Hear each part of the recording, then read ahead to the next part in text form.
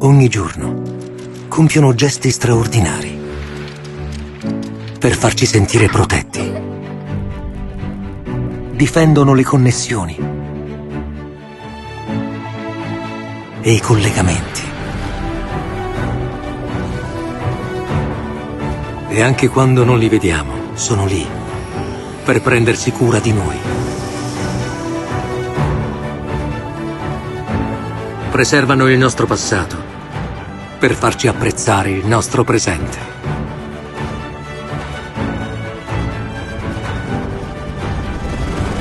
E arrivano ovunque per accompagnarci verso un domani migliore.